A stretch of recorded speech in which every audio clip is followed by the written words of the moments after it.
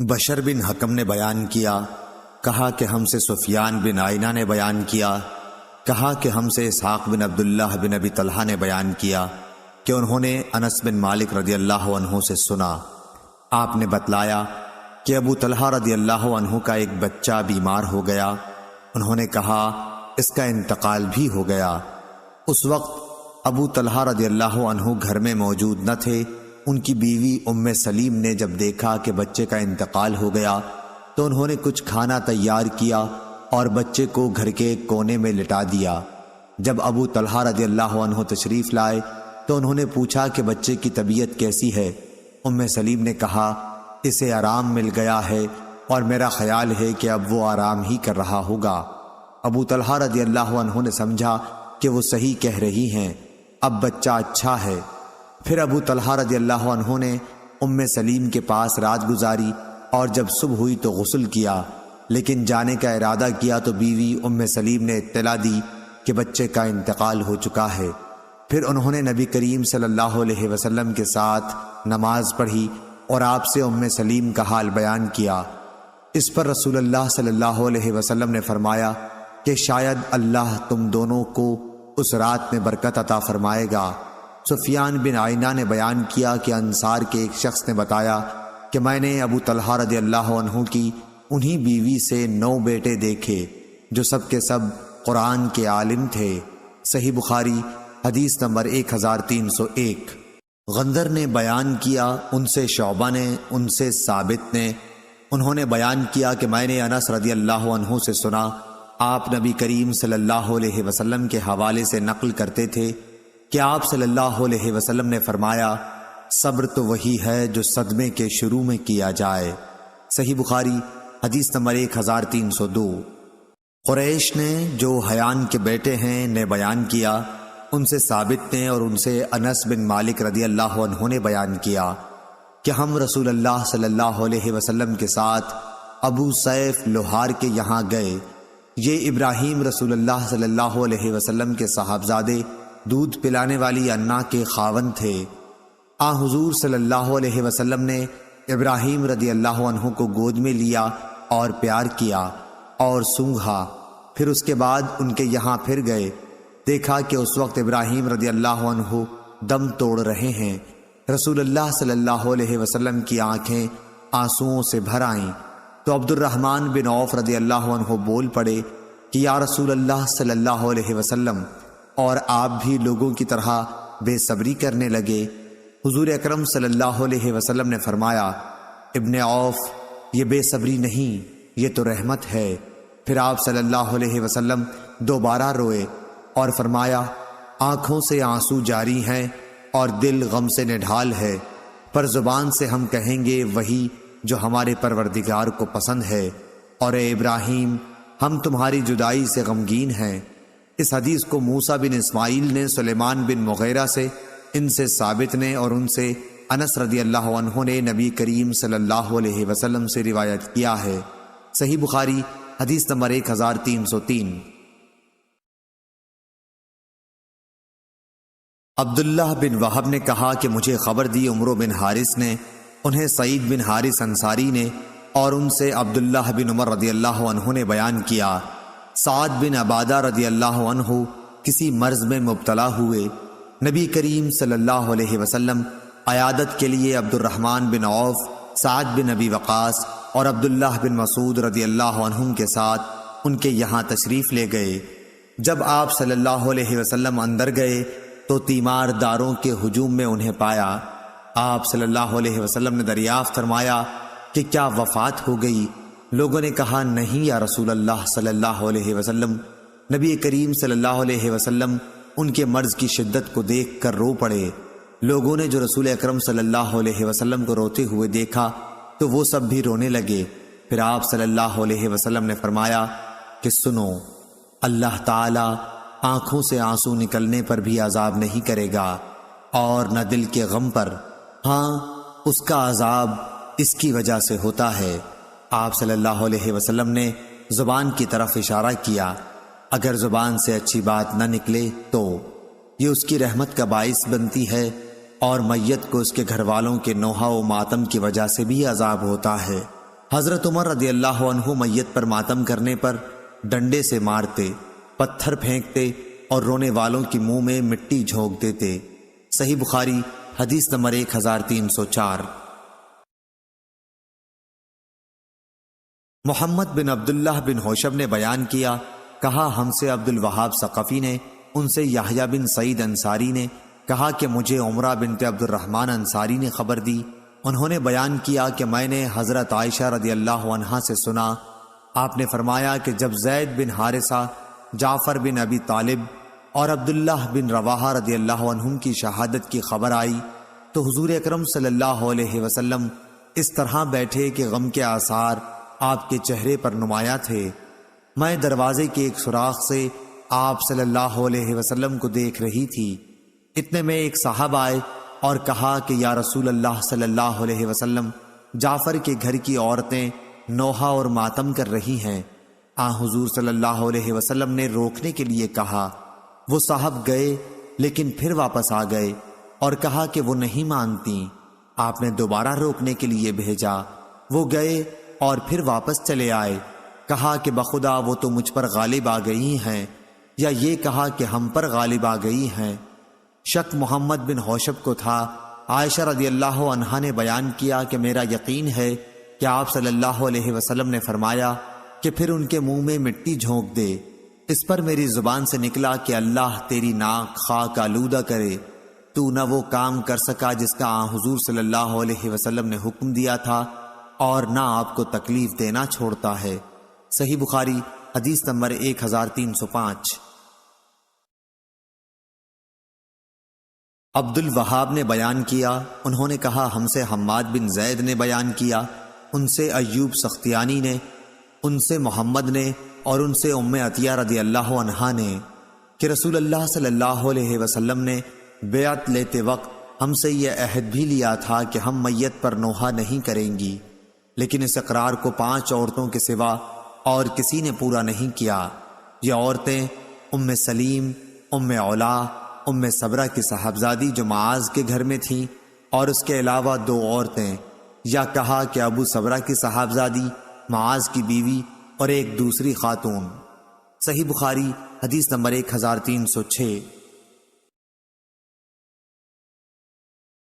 علی بن عبداللہ مدینی نے بیان کیا، کہا ہم سے سفیان بن عینہ نے بیان کیا، ان سے زہری نے، ان سے سالم نے، ان سے ان کے باپ عبداللہ بن عمر رضی اللہ عنہ، ان سے عامر بن ربیعہ رضی اللہ عنہ نے، اور ان سے نبی کریم صلی اللہ علیہ وسلم نے فرمایا کہ جب تم جنازہ دیکھو تو کھڑے ہو جاؤ اور کھڑے رہو یہاں تک کہ جنازہ تم سے آگے نکل جائے۔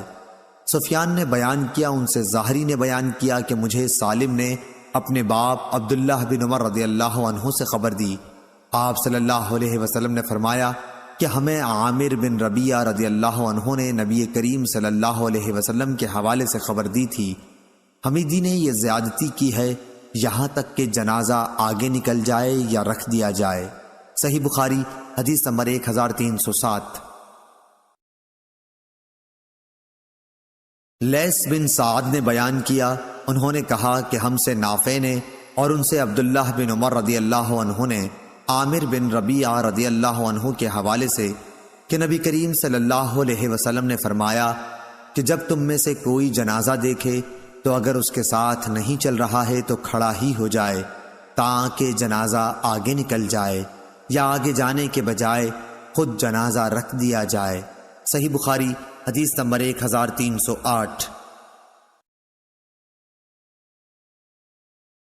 احمد بن یونس نے بیان کیا، ان سے ابن ابی ذئب نے، ان سے سعید مقبری نے، اور ان سے ان کے والد نے کہ ہم ایک جنازے میں شریک تھے کہ ابو ہریرہ رضی اللہ عنہ نے مروان کا ہاتھ پکڑا اور یہ دونوں صاحب جنازہ رکھے جانے سے پہلے بیٹھ گئے۔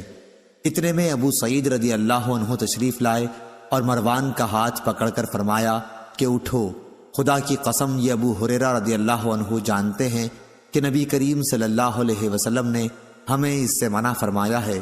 ابو ہریرہ رضی اللہ عنہ بولے کہ ابو سعید رضی اللہ عنہ نے سچ کہا ہے۔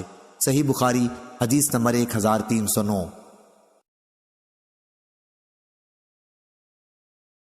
ہشام دستوائی نے بیان کیا، ان سے یحییٰ بن ابی کثیر نے، ان سے ابو سلمہ اور ان سے ابو سعید خدری رضی اللہ عنہ نے کہ نبی کریم صلی اللہ علیہ وسلم نے فرمایا کہ جب تم لوگ جنازہ دیکھو تو کھڑے ہو جاؤ، اور جو شخص جنازے کے ساتھ چل رہا ہو وہ اس وقت تک نہ بیٹھے جب تک جنازہ رکھ نہ دیا جائے۔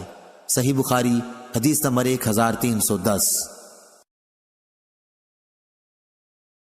یحییٰ بن ابی کثیر نے بیان کیا، ان سے عبید اللہ بن مقسم نے اور ان سے جابر بن عبداللہ رضی اللہ عنہ نے کہ ہمارے سامنے سے ایک جنازہ گزرا تو نبی کریم صلی اللہ علیہ وسلم کھڑے ہوئے اور ہم بھی کھڑے ہو گئے۔ پھر ہم نے کہا کہ یا رسول اللہ صلی اللہ علیہ وسلم، یہ تو یہودی کا جنازہ تھا۔ آپ نے فرمایا کہ جب تم لوگ جنازہ دیکھو تو کھڑے ہو جایا کرو۔ صحیح بخاری حدیث نمبر 1311۔ عمرو بن مرہ نے بیان کیا کہ میں نے عبد الرحمن بن ابی لیلہ سے سنا، انہوں نے کہا کہ سہل بن حنیف اور قیس بن سعد رضی اللہ عنہ قادسیہ میں کسی جگہ بیٹھے ہوئے تھے، اتنے میں کچھ لوگ ادھر سے ایک جنازہ لے کر گزرے تو یہ دونوں بزرگ کھڑے ہو گئے۔ عرض کیا گیا کہ جنازہ تو زمیوں کا ہے جو کافر ہیں۔ اس پر انہوں نے فرمایا کہ نبی کریم صلی اللہ علیہ وسلم کے پاس سے اسی طرح سے ایک جنازہ گزرا تھا، آپ صلی اللہ علیہ وسلم اس کے لیے کھڑے ہو گئے۔ پھر آپ صلی اللہ علیہ وسلم سے کہا گیا کہ یہ تو یہودی کا جنازہ تھا، آپ نے فرمایا کہ یہودی کی جان نہیں ہے۔ صحیح بخاری حدیث نمبر 1312۔ ابو حمزہ نے اعمش سے بیان کیا، ان سے عمرو نے، ان سے ابن ابی لیلہ نے کہ میں قیس اور سہل رضی اللہ عنہ کے ساتھ تھا۔ ان دونوں نے بیان کیا کہ ہم رسول اللہ صلی اللہ علیہ وسلم کے ساتھ تھے، اور زکریا نے کہا، ان سے شعبہ نے اور ان سے ابن ابی لیلہ نے کہ ابو مسعود اور قیس رضی اللہ عنہ جنازے کے لیے کھڑے ہو جاتے تھے۔ صحیح بخاری حدیث نمبر 1313۔ سعید مقبری نے بیان کیا، ان سے ان کے باپ کیسان نے کہ انہوں نے ابو سعید خدری رضی اللہ عنہ سے سنا کہ رسول اللہ صلی اللہ علیہ وسلم نے فرمایا کہ جب میت چارپائی پر رکھی جاتی ہے اور مرد اسے کاندھوں پر اٹھاتے ہیں تو اگر وہ نیک ہو تو کہتا ہے کہ مجھے آگے لے چلو، لیکن اگر نیک نہیں ہوتا تو کہتا ہے ہائے بربادی، مجھے کہاں لے جا رہے ہو۔ اس آواز کو انسان کے سوا تمام مخلوق خدا سنتی ہے، اگر انسان کہیں سن پائے تو بے ہوش ہو جائے۔ صحیح بخاری حدیث نمبر 1314۔ سفیان نے بیان کیا، انہوں نے کہا کہ ہم نے زہری سے سن کر یہ حدیث یاد کی، انہوں نے سعید بن مسیب سے اور انہوں نے ابو ہریرہ رضی اللہ عنہ سے کہ نبی کریم صلی اللہ علیہ وسلم نے فرمایا کہ جنازہ لے کر جلد چلا کرو، کیونکہ اگر وہ نیک ہے تو تم اس کو بھلائی کی طرف نزدیک کر رہے ہو، اور اگر اس کے سوا ہے تو ایک شر ہے جسے تم اپنی گردنوں سے اتارتے ہو۔ صحیح بخاری حدیث نمبر 1315۔ سعید مقبری نے بیان کیا، ان سے ان کے والد کیسان نے اور انہوں نے ابو سعید خدری رضی اللہ عنہ سے سنا، آپ نے کہا کہ نبی کریم صلی اللہ علیہ وسلم فرمایا کرتے تھے کہ جب میت چارپائی پر رکھی جاتی ہے اور لوگ اسے کاندھوں پر اٹھاتے ہیں، اس وقت اگر وہ مرنے والا نیک ہوتا ہے تو کہتا ہے کہ مجھے جلد آگے بڑھائے چلو، لیکن اگر نیک نہیں ہوتا تو کہتا ہے کہ ہائے بربادی، مجھے کہاں لیے جا رہے ہو۔ اس کی آواز انسان کے سوا ہر مخلوق خدا سنتی ہے، کہیں اگر انسان سن پائے تو بے ہوش ہو جائے۔ صحیح بخاری حدیث نمبر 1316۔ ابو عوانہ و زائے شکری نے بیان کیا، ان سے قتادہ نے بیان کیا، ان سے عطا نے، ان سے جابر بن عبداللہ رضی اللہ عنہ نے جب رسول اللہ صلی اللہ علیہ وسلم نے نجاشی کی نماز جنازہ پڑھی تو میں دوسری یا تیسری صف میں تھا۔ صحیح بخاری حدیث نمبر 1317۔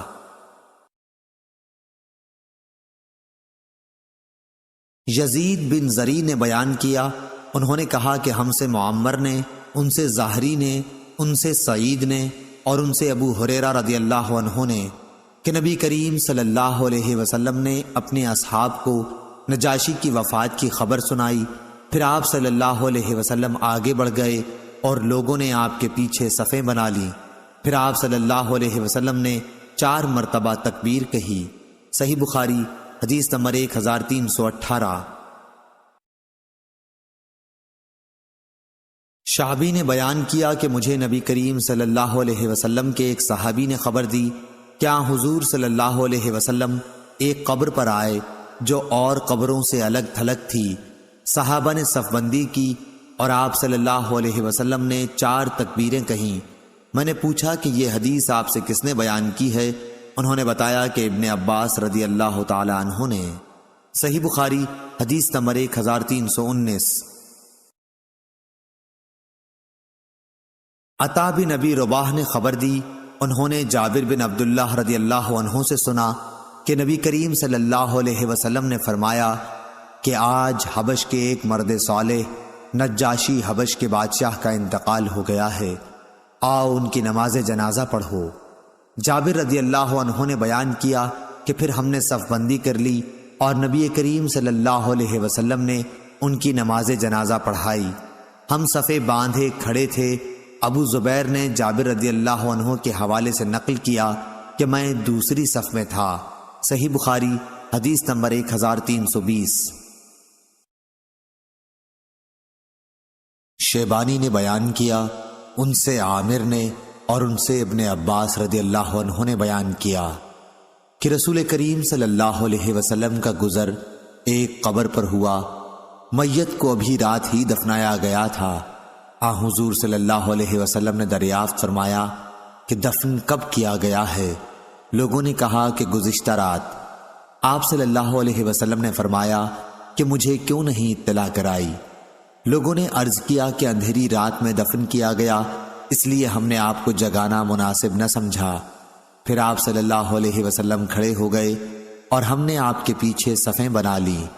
ابن عباس رضی اللہ عنہ نے بیان کیا کہ میں بھی انہی میں تھا، نابالغ تھا لیکن نماز جنازہ میں شرکت کی۔ صحیح بخاری حدیث نمبر 1321۔ شعبی نے بیان کیا کہ مجھے اس صحابی نے خبر دی جو نبی کریم صلی اللہ علیہ وسلم کے ساتھ ایک الگ تھلگ قبر پر سے گزرا۔ وہ کہتا تھا کہ آپ صلی اللہ علیہ وسلم نے ہماری امامت کی اور ہم نے آپ کے پیچھے صفیں بنا لی۔ ہم نے پوچھا کہ ابو عمرو یہ شعبی کی کنیت ہے، یہ آپ سے بیان کرنے والے کون صحابی ہیں؟ فرمایا کہ عبداللہ بن عباس رضی اللہ عنہ۔ صحیح بخاری حدیث نمبر 1322۔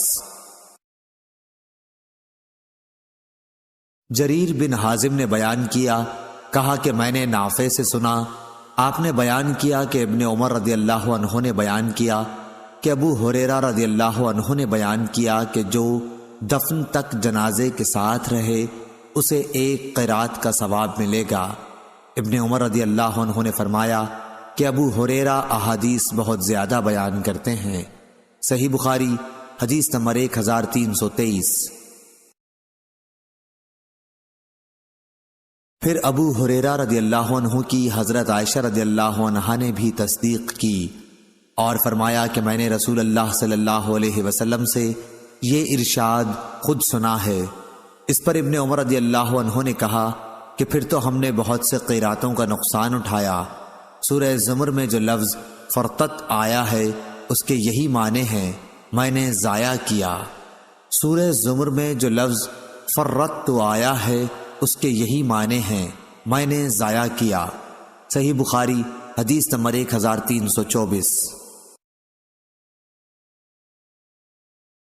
عبداللہ بن مسلمہ نے بیان کیا، کہا کہ میں نے ابن ابی ذاب کے سامنے یہ حدیث پڑھی، ان سے ابو سعید مقبری نے بیان کیا، ان سے ان کے باپ نے، انہوں نے ابو ہریرہ رضی اللہ عنہ سے پوچھا تو آپ نے فرمایا کہ میں نے نبی کریم صلی اللہ علیہ وسلم سے سنا تھا۔ دوسری سند ہم سے احمد بن شعیب نے بیان کیا، کہا کہ مجھ سے میرے والد نے بیان کیا، ان سے یونس نے بیان کیا کہ ابن شہاب نے کہا کہ مجھ سے فلاں نے یہ بھی حدیث بیان کی، اور مجھ سے عبد الرحمن اعرج نے بھی کہا کہ ابو ہریرہ رضی اللہ عنہ نے بیان کیا کہ رسول اللہ صلی اللہ علیہ وسلم نے فرمایا کہ جس نے جنازے میں شرکت کی پھر نماز جنازہ پڑھی تو اسے 1 قرات کا ثواب ملتا ہے، اور جو دفن تک ساتھ رہا تو اسے 2 قرات کا ثواب ملتا ہے۔ پوچھا گیا کہ 2 قرات کتنے ہوں گے؟ فرمایا کہ 2 عظیم پہاڑوں کے برابر۔ صحیح بخاری حدیث نمبر 1325۔ ابو اسحاق شیبانی نے بیان کیا، ان سے عامر نے، ان سے ابن عباس رضی اللہ عنہ نے، کہ رسول اللہ صلی اللہ علیہ وسلم ایک قبر پر تشریف لائے۔ صحابہ نے عرض کیا کہ اس میت کو گزشتہ رات میں دفن کیا گیا ہے، صاحب قبر مرد تھا یا عورت تھی؟ ابن عباس رضی اللہ عنہ نے کہا کہ پھر ہم نے آپ صلی اللہ علیہ وسلم کے پیچھے صف بندی کی اور آپ صلی اللہ علیہ وسلم نے نماز جنازہ پڑھائی۔ صحیح بخاری حدیث نمبر 1326۔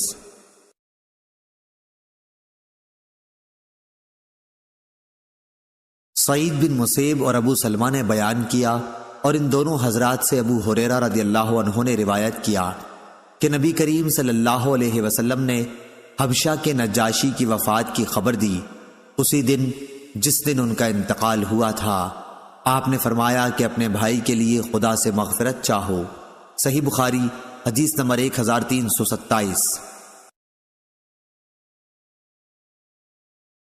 اور ابن شہاب سے یوں بھی روایت ہے، انہوں نے کہا کہ مجھ سے سعید بن مسیب نے بیان کیا کہ ابو ہریرہ رضی اللہ عنہ نے فرمایا کہ نبی کریم صلی اللہ علیہ وسلم نے عیدگاہ میں صف بندی کرائی، پھر نماز جنازہ کی 4 تکبیریں کہیں۔ صحیح بخاری حدیث نمبر 1328۔ ابو زمرہ نے بیان کیا، انہوں نے کہا کہ ہم سے موسیٰ بن عقبہ نے بیان کیا، ان سے نافع نے اور ان سے عبداللہ بن عمر رضی اللہ عنہ نے، کہ یہود نبی کریم صلی اللہ علیہ وسلم کے حضور میں اپنے ہم مذہب ایک مرد اور عورت کا جنہوں نے زنا کیا تھا مقدمہ لے کر آئے۔ حضور صلی اللہ علیہ وسلم کے حکم سے مسجد کے نزدیک نماز جنازہ پڑھنے کی جگہ کے پاس انہیں سنسار کر دیا گیا۔ صحیح بخاری حدیث نمبر 1329۔ عبید اللہ بن موسیٰ نے بیان کیا، ان سے شیبانی نے، ان سے ہلال و زان نے، ان سے عروہ نے اور ان سے عائشہ رضی اللہ عنہا نے کہ نبی کریم صلی اللہ علیہ وسلم نے اپنے مرض وفات میں فرمایا کہ یہود اور نصارہ پر اللہ کی لعنت ہو کہ انہوں نے اپنے انبیاء کی قبروں کو مساجد بنا لیا۔ حضرت عائشہ نے کہا کہ اگر ایسا ڈر نہ ہوتا تو آپ کی قبر کھلی رہتی اور حجرے میں نہ ہوتی، کیونکہ مجھے ڈر اس کا ہے کہ کہیں آپ کی قبر بھی مسجد نہ بنا لی جائے۔ صحیح بخاری حدیث نمبر 1330۔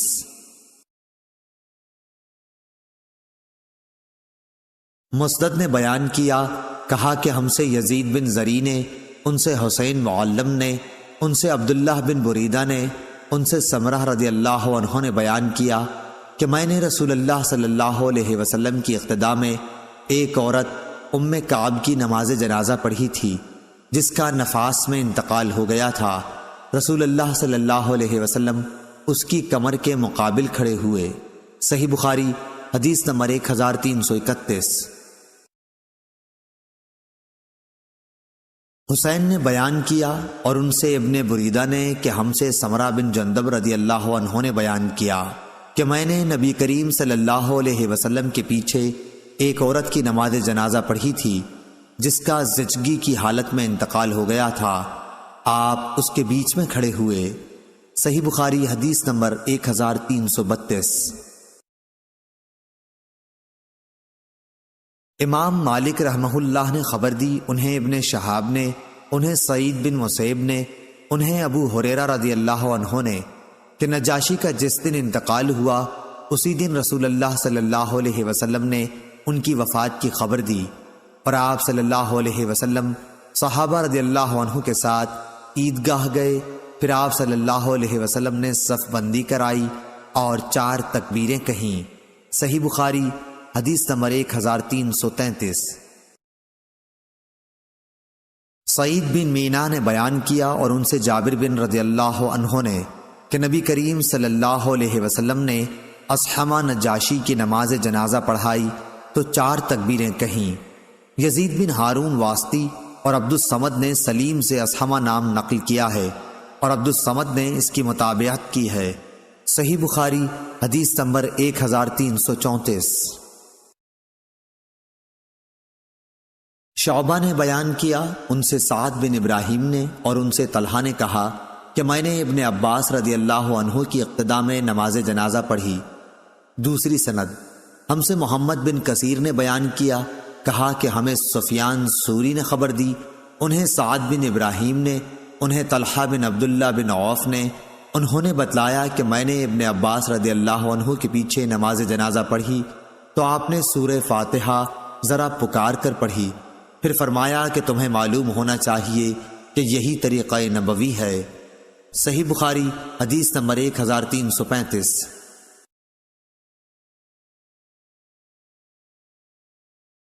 سلیمان شیبانی نے بیان کیا، کہا کہ میں نے شعبی سے سنا، انہوں نے بیان کیا کہ مجھے اس صحابی نے خبر دی جو نبی کریم صلی اللہ علیہ وسلم کے ساتھ ایک الگ تھلگ قبر سے گزرے تھے۔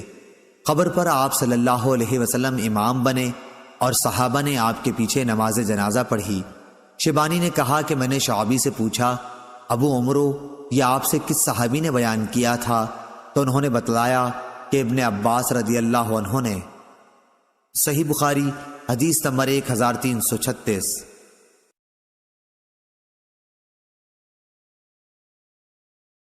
ثابت نے بیان کیا، ان سے ابو رافع نے اور ان سے ابو ہریرہ رضی اللہ عنہ نے کہ کالے رنگ کا ایک مرد یا ایک کالی عورت مسجد کی خدمت کیا کرتی تھی، ان کی وفات ہو گئی، لیکن نبی کریم صلی اللہ علیہ وسلم کو ان کی وفات کی خبر کسی نے نہیں دی۔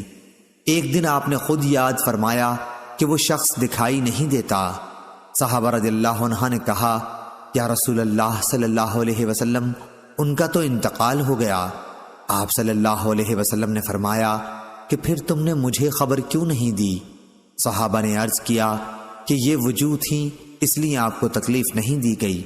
گویا لوگوں نے ان کو حقیر جان کر قابل توجہ نہیں سمجھا، لیکن آپ نے فرمایا کہ چلو مجھے ان کی قبر بتا دو۔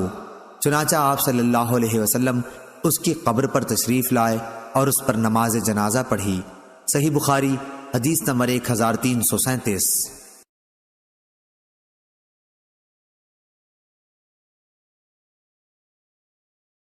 سعید بن ابی عروبہ نے بیان کیا، دوسری سند امام بخاری نے کہا کہ مجھ سے خلیفہ بن خیاط نے بیان کیا، ان سے یزید بن زریع نے، ان سے سعید بن ابی عروبہ نے، ان سے قتادہ نے اور ان سے انس رضی اللہ عنہ نے کہ نبی کریم صلی اللہ علیہ وسلم نے فرمایا کہ آدمی جب قبر میں رکھا جاتا ہے اور دفن کر کے اس کے لوگ باغ پیٹھ موڑ کر رخصت ہوتے ہیں تو وہ ان کے جوتوں کی آواز سنتا ہے، پھر 2 فرشتے آتے ہیں، اسے بٹھاتے ہیں اور پوچھتے ہیں کہ اس شخص محمد رسول اللہ صلی اللہ علیہ وسلم کے متعلق تمہارا کیا اعتقاد ہے؟ وہ جواب دیتا ہے کہ میں گواہی دیتا ہوں کہ وہ اللہ کے بندے اور اس کے رسول ہیں۔ اس جواب پر اس سے کہا جاتا ہے کہ یہ دیکھ جہنم کا اپنا ایک ٹھکانہ، لیکن اللہ تعالیٰ نے جنت میں تیرے لیے ایک مکان اس کے بدلے میں بنا دیا ہے۔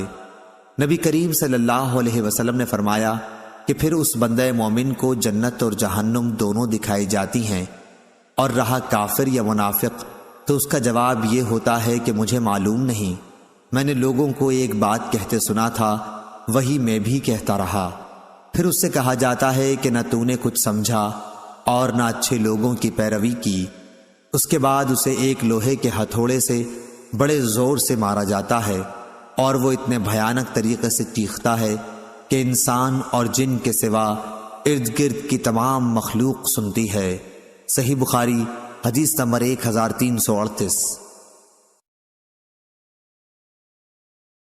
عبد الرزاق نے بیان کیا، کہا کہ ہم کو معمر نے خبر دی، انہیں عبداللہ بن طاؤس نے، انہیں ان کے والد نے اور ان سے ابو ہریرہ رضی اللہ عنہ نے بیان کیا کہ ملک الموت آدمی کی شکل میں موسیٰ علیہ السلام کے پاس بھیجے گئے۔ وہ جب آئے تو موسیٰ علیہ السلام نے نہ پہچان کر انہیں ایک زور کا تماچا مارا اور ان کی آنکھ پھوڑ ڈالی۔ وہ واپس اپنے رب کے حضور میں پہنچے اور عرض کیا کہ یا اللہ تو نے مجھے ایسے بندے کی طرف بھیجا جو مرنا نہیں چاہتا۔ اللہ تعالیٰ نے ان کی آنکھ پہلے کی طرح کر دی اور کہا دوبارہ جا اور ان سے کہے کہ آپ اپنا ہاتھ ایک بیل کی پیٹھ پر رکھیے اور پیٹھ کے جتنے بال آپ کے ہاتھ تلے آ جائیں اور تمہیں ان کے ہر بال کے بدلے 1 سال کی زندگی دی جاتی ہے۔ موسیٰ علیہ السلام تک جب اللہ تعالیٰ کا یہ پیغام پہنچا تو آپ نے کہا کہ اے اللہ پھر کیا ہوگا؟ اللہ تعالیٰ نے فرمایا کہ پھر بھی موت آنی ہے۔ موسیٰ علیہ السلام بولے ابھی کیوں نہ آ جائے؟ پھر انہوں نے اللہ سے دعا کی کہ انہیں ایک پتھر کی مار پر ارض مقدس سے قریب کر دیا جائے۔ ابو ہریرہ رضی اللہ عنہ نے بیان کیا کہ نبی کریم صلی اللہ علیہ وسلم نے فرمایا کہ اگر میں وہاں ہوتا تو تمہیں ان کی قبر دکھاتا کہ لال ٹیلے کے پاس راستے کے قریب ہے۔ صحیح بخاری حدیث نمبر 1339۔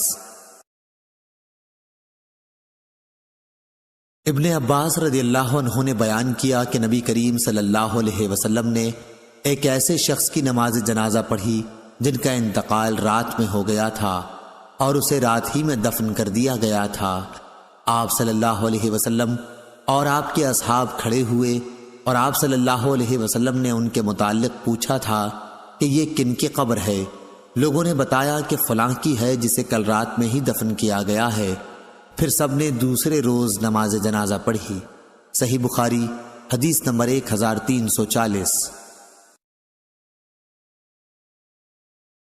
امام مالک نے بیان کیا ان سے ہشام بن عروہ نے، ان سے ان کے باپ نے اور ان سے حضرت عائشہ رضی اللہ عنہا نے کہ جب نبی کریم صلی اللہ علیہ وسلم بیمار پڑے تو آپ کی بعض بیویوں ام سلمہ رضی اللہ عنہا اور ام حبیبہ رضی اللہ عنہا نے ایک گرجے کا ذکر کیا جسے انہوں نے حبشہ میں دیکھا تھا، جس کا نام ماریہ تھا۔ ام سلمہ اور ام حبیبہ رضی اللہ عنہا دونوں حبش کے ملک میں گئی تھیں۔ انہوں نے اس کی خوبصورتی اور اس میں رکھی ہوئی تصاویر کا بھی ذکر کیا۔ اس پر حضور صلی اللہ علیہ وسلم نے سر مبارک اٹھا کر فرمایا کہ یہ وہ لوگ ہیں کہ جب ان میں کوئی صالح شخص مر جاتا تو اس کی قبر پر مسجد تعمیر کر دیتے، پھر اس کی مورت اس میں رکھتے۔ اللہ کے نزدیک یہ لوگ ساری مخلوق میں برے ہیں۔ صحیح بخاری حدیث نمبر 1341۔ ہلال بن علی نے بیان کیا ان سے انس بن مالک رضی اللہ عنہ نے کہ ہم رسول اللہ صلی اللہ علیہ وسلم کی بیٹی کے جنازے میں حاضر تھے۔ حضور صلی اللہ علیہ وسلم قبر پر بیٹھے ہوئے تھے۔ میں نے دیکھا کہ آپ صلی اللہ علیہ وسلم کی آنکھوں سے آنسو جاری تھے۔ آپ نے پوچھا کہ کیا ایسا آدمی بھی کوئی یہاں ہے جو آج رات کو عورت کے پاس نہ گیا ہو؟ اس پر ابو طلحہ رضی اللہ عنہ بولے کہ میں حاضر ہوں۔ حضور اکرم نے فرمایا کہ پھر تم قبر میں اتر جاؤ۔ انس رضی اللہ عنہ نے کہا کہ وہ اتر گئے اور میت کو دفن کیا۔ عبداللہ بن مبارک نے بیان کیا کہ فلیح نے کہا کہ میرا خیال ہے کہ لم یقارف کا معنی یہ ہے کہ جس نے گناہ نہ کیا ہو۔ امام بخاری رحمہ اللہ نے کہا کہ سورہ نساء میں جو لیقترفوا آیا ہے اس کا معنی یہی ہے تاکہ گناہ کریں۔ صحیح بخاری حدیث نمبر 1342۔ ابن شہاب نے بیان کیا ان سے عبد الرحمن بن کعب بن مالک نے، ان سے جابر بن عبداللہ رضی اللہ عنہ نے کہ نبی صلی اللہ علیہ وسلم نے احد کے 2 شہیدوں کو ملا کر ایک ہی کپڑے کا کفن دیا۔ آپ دریافت فرماتے کہ ان میں قرآن کسے زیادہ یاد ہے؟ کسی ایک کی طرف اشارے سے بتایا جاتا تو آپ بغلی قبر میں اسی کو آگے کرتے اور فرماتے کہ میں قیامت میں ان کے حق میں شہادت دوں گا۔ پھر آپ صلی اللہ علیہ وسلم نے سب کو ان کے خون سمیت دفن کرنے کا حکم دیا، نہ انہیں غسل دیا گیا اور نہ ان کی نماز جنازہ پڑھی گئی۔ صحیح بخاری حدیث نمبر 1343۔ یزید بن ابی حبیب نے بیان کیا ان سے ابو الخیر یزید بن عبداللہ نے، ان سے عقبہ بن عامر نے کہ نبی کریم صلی اللہ علیہ وسلم ایک دن باہر تشریف لائے اور احد کے شہیدوں پر اس طرح نماز پڑھی جیسے میت پر پڑھی جاتی ہے۔ پھر منبر پر تشریف لائے اور فرمایا، دیکھو میں تم سے پہلے جا کر تمہارے لیے میرے سامان بنوں گا اور میں تم پر گواہ رہوں گا، اور قسم اللہ کی میں اس وقت اپنے حوض کو دیکھ رہا ہوں اور مجھے زمین کے خزانوں کی کنجیاں دی گئی ہیں، یا یہ فرمایا کہ مجھے زمین کی کنجیاں دی گئی ہیں، اور قسم خدا کی مجھے اس کا ڈر نہیں کہ میرے بعد تم شرک کرو گے، بلکہ اس کا ڈر ہے کہ تم لوگ دنیا حاصل کرنے میں رغبت کرو گے، نتیجہ یہ کہ آخرت سے غافل ہو جاؤ گے۔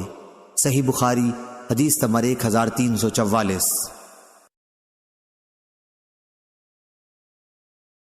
شہاب نے بیان کیا ان سے عبد الرحمن بن کعب نے کہ جابر بن عبداللہ رضی اللہ عنہ نے انہیں خبر دی کہ نبی کریم صلی اللہ علیہ وسلم نے احد کے 2 شہیدوں کو دفن کرنے میں ایک ساتھ جمع فرمایا تھا۔ صحیح بخاری حدیث نمبر 1345۔ لیث بن سعد نے بیان کیا ان سے ابن شہاب نے ان سے عبد الرحمن بن کعب نے اور ان سے جابر رضی اللہ عنہ نے کہ نبی کریم صلی اللہ علیہ وسلم نے فرمایا کہ انہیں خون سمیت دفن کر دو، یعنی احد کی لڑائی کے موقع پر، اور انہیں غسل نہیں دیا تھا۔ صحیح بخاری حدیث نمبر 1346۔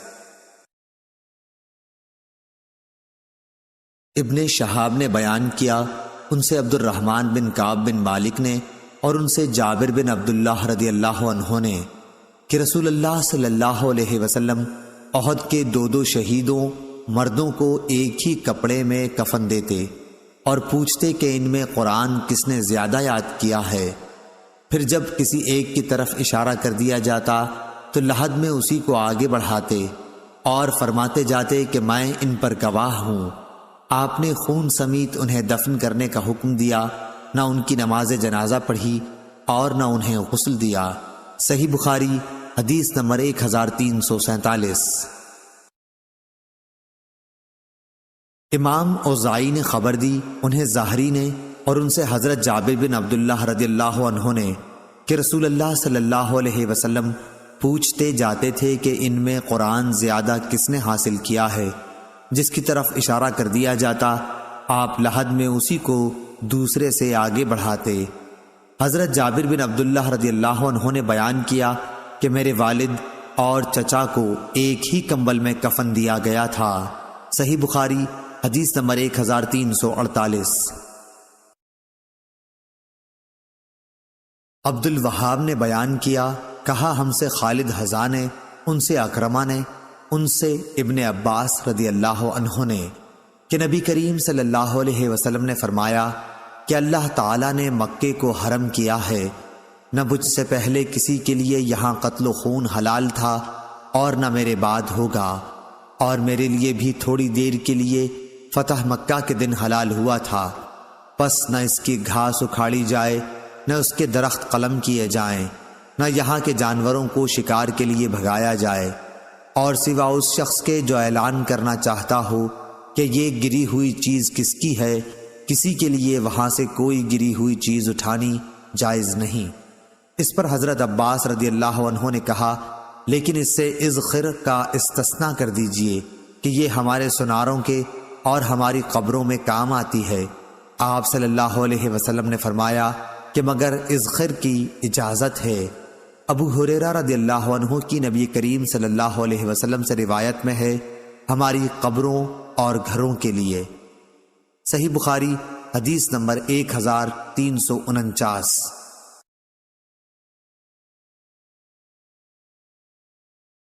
سفیان نے بیان کیا عمروں نے کہا کہ میں نے جابر بن عبداللہ رضی اللہ عنہ سے سنا، انہوں نے کہا کہ رسول اللہ صلی اللہ علیہ وآلہ وسلم تشریف لائے تو عبداللہ بن ابی منافق کو اس کی قبر میں ڈالا جا چکا تھا، لیکن آپ صلی اللہ علیہ وسلم کے ارشاد پر اسے قبر سے نکال لیا گیا۔ پھر آپ صلی اللہ علیہ وسلم نے اسے اپنے گھٹنوں پر رکھ کر لعاب دہن اس کے منہ میں ڈالا اور اپنا کرتا اسے پہنایا۔ اب اللہ ہی بہتر جانتا ہے، غالباً مرنے کے بعد ایک منافق کے ساتھ اس احسان کی وجہ یہ تھی کہ انہوں نے حضرت عباس رضی اللہ عنہ کو ایک قمیص پہنائی تھی۔ غزوہ بدر میں جب حضرت عباس رضی اللہ عنہ مسلمانوں کے قیدی بن کر آئے تھے، سفیان نے بیان کیا کہ ابو ہارون موسیٰ بن نبی عیسیٰ کہتے تھے کہ رسول اللہ صلی اللہ علیہ وسلم کے استعمال میں 2 کرتے تھے۔ عبداللہ کے لڑکے جو مومن مخلص تھے رضی اللہ عنہ نے کہا کہ یا رسول اللہ صلی اللہ علیہ وسلم، میرے والد کو آپ وہ قمیض پہنا دیجئے جو آپ کے جسد اطہر کے قریب رہتی ہے۔ سفیان نے کہا لوگ سمجھتے ہیں کہ حضرت صلی اللہ علیہ وسلم نے اپنا کرتا اس کے کرتے کے بدل پہنا دیا جو اس نے حضرت عباس رضی اللہ عنہ کو پہنایا تھا۔ صحیح بخاری حدیث نمبر 1350۔ حسین معلم نے بیان کیا، ان سے عطا بن ابی رباح نے، ان سے جابر رضی اللہ عنہ نے بیان کیا کہ جب جنگ احد کا وقت قریب آ گیا تو مجھے میرے باپ عبداللہ نے رات کو بلا کر کہا، مجھے ایسا دکھائی دیتا ہے کہ نبی کریم صلی اللہ علیہ وسلم کے اصحاب میں سب سے پہلا مقتول میں ہی ہوں گا، اور دیکھو نبی کریم صلی اللہ علیہ وسلم کے سوا کوئی مجھے اپنے عزیزوں اور وارثوں میں تم سے زیادہ عزیز نہیں ہے۔ میں مقروض ہوں، اس لیے تم میرا قرض ادا کر دینا اور اپنی 9 بہنوں سے اچھا سلوک کرنا۔ چنانچہ صبح ہوئی تو سب سے پہلے میرے والد ہی شہید ہوئے۔ قبر میں آپ کے ساتھ میں نے ایک دوسرے شخص کو بھی دفن کیا تھا، پر میرا دل نہیں مانا کہ انہیں دوسرے صاحب کے ساتھ یوں ہی قبر میں رہنے دوں۔ چنانچہ 6 مہینے کے بعد میں نے ان کی لاش کو قبر سے نکالا، دیکھا تو صرف کان تھوڑا سا گلنے کے سوا باقی سارا جسم اسی طرح تھا جیسے دفن کیا گیا تھا۔ صحیح بخاری حدیث نمبر 1351۔ سعید بن عامر نے بیان کیا، ان سے شعبہ نے، ان سے ابن ابی نجیح نے، ان سے عطا بن ابی رباح نے اور ان سے جابر رضی اللہ عنہ نے بیان کیا کہ میرے باپ کے ساتھ ایک ہی قبر میں ایک اور صحابی حضرت جابر رضی اللہ عنہ کے چچا دفن تھے، لیکن میرا دل اس پر راضی نہیں ہو رہا تھا، اس لیے میں نے ان کی لاش نکال کر دوسری قبر میں دفن کر دی۔ صحیح بخاری حدیث نمبر 1352۔ جابر بن عبداللہ انصاری رضی اللہ عنہ نے بیان کیا کہ احد کے شہداء کو حضرت صلی اللہ علیہ وسلم ایک کفن میں 2 کو ایک ساتھ کر کے پوچھتے کہ قرآن کس کو زیادہ یاد تھا، پھر جب ایک طرف اشارہ کر دیا جاتا تو بغلی قبر میں اسے آگے کر دیا جاتا، پھر آپ فرماتے کہ میں قیامت کو ان کے ایمان پر گواہ بنوں گا۔ آپ صلی اللہ علیہ وسلم نے انہیں بغیر غسل دیے خون سمیت دفن کرنے کا حکم دیا تھا۔ صحیح بخاری حدیث نمبر 1353۔ سالم بن عبداللہ نے خبر دی کہ انہیں ابن عمر رضی اللہ عنہ نے خبر دی کہ عمر رضی اللہ عنہ رسول اللہ صلی اللہ علیہ وسلم کے ساتھ کچھ دوسرے اصحاب کی معیت میں ابن سیاد کے پاس گئے۔ آپ کو وہ بنو مغالہ کے مکانوں کے پاس بچوں کے ساتھ کھیلتا ہوا ملا۔ ان دنوں ابن سیاد جوانی کے قریب تھا، اسے حضور صلی اللہ علیہ وسلم کے آنے کی کوئی خبر ہی نہیں ہوئی، لیکن آپ صلی اللہ علیہ وسلم نے اس پر اپنا ہاتھ رکھا تو اسے معلوم ہوا۔ پھر آپ صلی اللہ علیہ وسلم نے فرمایا، اے ابن سیاد، کیا تم گواہی دیتے ہو کہ میں اللہ کا رسول ہوں؟ ابن سیاد رسول اللہ صلی اللہ علیہ وسلم کی طرف دیکھ کر بولا، ہاں میں گواہی دیتا ہوں کہ آپ ان پڑھوں کے رسول ہیں۔ پھر اس نے نبی کریم صلی اللہ علیہ وسلم سے دریافت کیا، کیا آپ اس کی گواہی دیتے ہیں کہ میں بھی اللہ کا رسول ہوں؟ یہ بات سن کر رسول اللہ صلی اللہ علیہ وسلم نے اسے چھوڑ دیا اور فرمایا، میں اللہ اور اس کے پیغمبروں پر ایمان لایا۔ پھر آپ صلی اللہ علیہ وسلم نے اس سے پوچھا کہ تجھے کیا دکھائی دیتا ہے؟ ابن سیاد بولا کہ میرے پاس سچی اور جھوٹی دونوں خبریں آتی ہیں۔ نبی کریم صلی اللہ علیہ وسلم نے فرمایا، پھر تو تیرا سب کام گڑبڑ ہو گیا۔ پھر آپ صلی اللہ علیہ وسلم نے اللہ تعالیٰ کے لیے اس سے فرمایا، اچھا میں نے ایک بات دل میں رکھی ہے، وہ بتلا۔ آپ نے سورہ دخان کی ایک آیت کا تصور کیا۔ ابن سیاد نے کہا، وہ دخ ہے۔ آپ صلی اللہ علیہ وسلم نے فرمایا، چل دور ہو، تو اپنی بساط سے آگے کبھی نہ بڑھ سکے گا۔ حضرت عمر رضی اللہ عنہ نے فرمایا، یا رسول اللہ، مجھ کو چھوڑ دیجئے، میں اس کی گردن مار دیتا ہوں۔ آپ صلی اللہ علیہ وسلم نے فرمایا، اگر یہ دجال ہے تو اس پر غالب نہ ہوگا، اور اگر دجال نہیں ہے تو اس کا مار ڈالنا تیرے لیے بہتر نہ ہوگا۔ صحیح بخاری حدیث نمبر 1354۔ سالم نے کہا کہ میں نے عبداللہ بن عمر رضی اللہ عنہ سے سنا، وہ کہتے تھے پھر ایک دن حضرت صلی اللہ علیہ وسلم اور ابی بن کعب رضی اللہ عنہ دونوں مل کر ان کھجور کے درختوں میں گئے جہاں ابن سیاد تھا۔ آپ صلی اللہ علیہ وسلم چاہتے تھے کہ ابن سیاد آپ کو نہ دیکھے، اور اس سے پہلے کہ وہ آپ کو دیکھے آپ صلی اللہ علیہ وسلم غفلت میں اس سے کچھ باتیں سن لیں۔ آخر حضرت صلی اللہ علیہ وسلم نے اس کو دیکھ پایا، وہ ایک چادر اوڑھے پڑا تھا، کچھ گن گن یا پھن پھن کر رہا تھا، لیکن مشکل یہ ہوئی کہ ابن سیاد کی ماں نے دور ہی سے حضرت صلی اللہ علیہ وسلم کو دیکھ پایا۔ آپ صلی اللہ علیہ وسلم کھجور کے تنوں میں چھپ چھپ کر جا رہے تھے۔ اس نے پکار کر ابن سیاد سے کہہ دیا، صاف، یہ نام ابن سیاد کا تھا، دیکھو محمد آن پہنچے۔ یہ سنتے ہی وہ اٹھ کھڑا ہوا۔